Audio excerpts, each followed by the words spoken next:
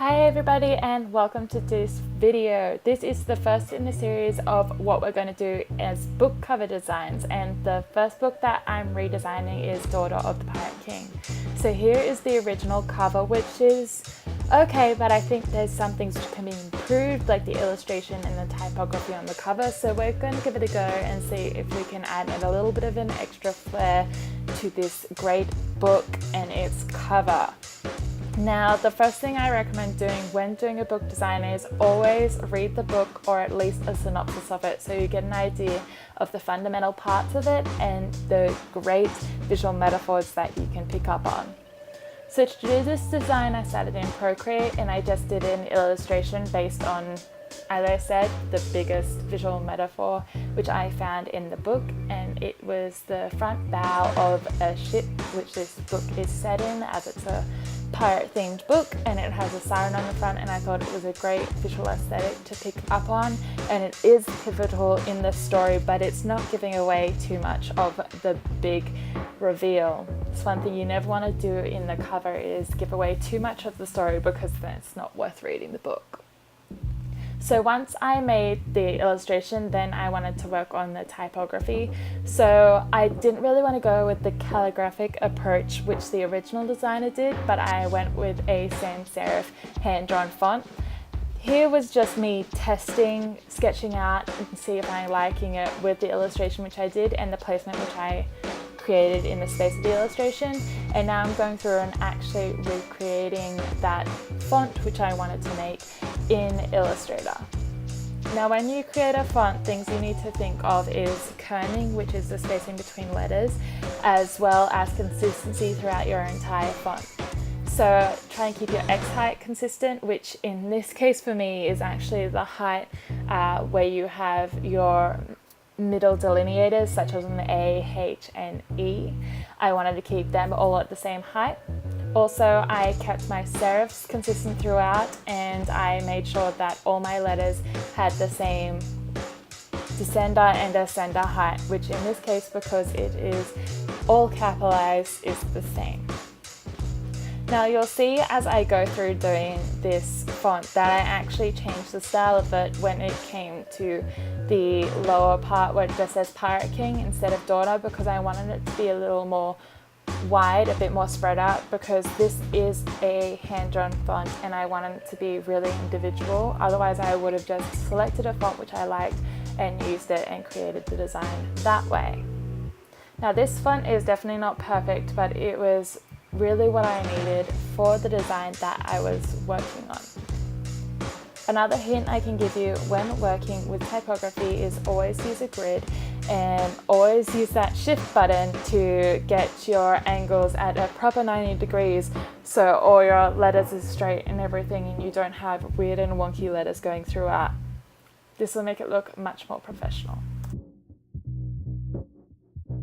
The reason I'm spending so much time on the typography of the book is because the title is the most important part of a book cover. You want it to be captivating, you want it to be clearly seen, because this is what the book is about.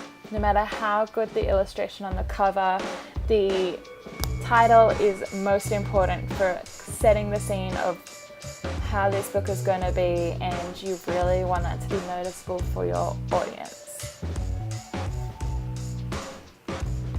Prior to doing this design, I did set out several illustrations, which I can show you that process in a different book design video. I just didn't record it for this one, because you're not just drawing a pretty picture and sticking type over the top. You have to think about how all your elements work together. You want to have enough white space in your illustration, which is just empty, less detailed space, to be able to put typography on top.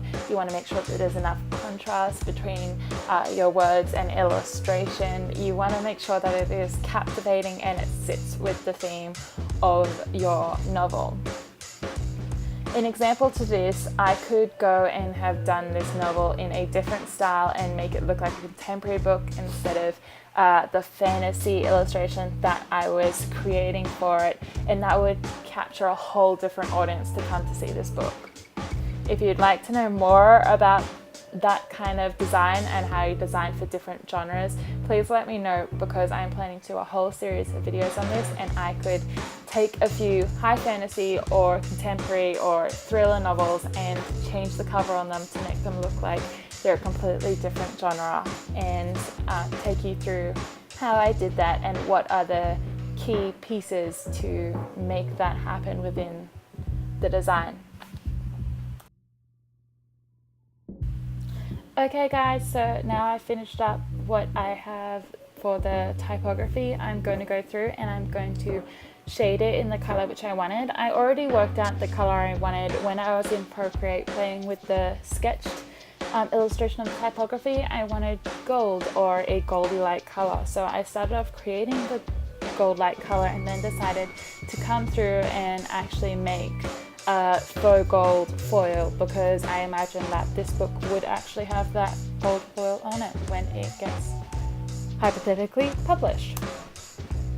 So also, while I was adding in my typography, I noticed that after exporting from Procreate, the contrast and everything wasn't exactly what I wanted in my illustration. So I played naturally with all the filters in Photoshop, and I highly recommend you doing this when implementing an illustration in a design. Doing this will allow everything to pop a little bit more, and just having that little bit extra control over exactly the feel and tone you want in the illustration is really key.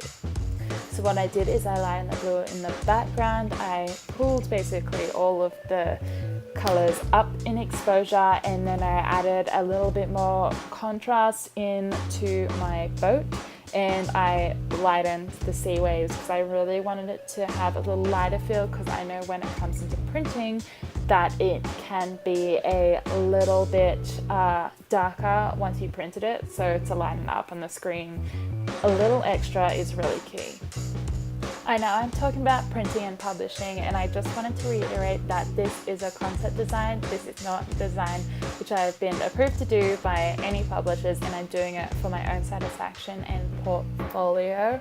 But regardless, I always want to work as if this design is going to be implemented in the real world, so that when I do get to that point with certain designs, that I'm fully aware of the implications of my design in how it's going to be implemented, such as in print.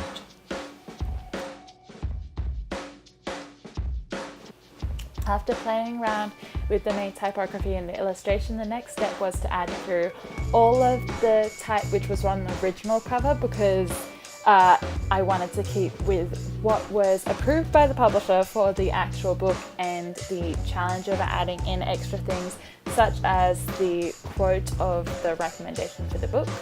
Now, the original places which I wanted to place it didn't quite work because my contrast wasn't high enough between my typography and my illustration to create legibility. So I ended up playing around until I came up with my favorite trick of putting a very subtle black gradient over the top of the illustration to create the contrast which I needed to then add the author's name and the quote at the top. And here's the final outcome. I really hope that you guys like this book cover. Let me know what you think of it compared to the original cover. Do you like it more or less, or the same, because they are quite different? Let me know if there's anything that you would have done differently. If you like this video, please give it a thumbs up. And if you want to see more like this, subscribe, because I'm hopefully doing one book cover a month for the next year. Hope you guys have a lovely day. You can catch me on Instagram and YouTube, and I will see you in the next video. Love and happiness.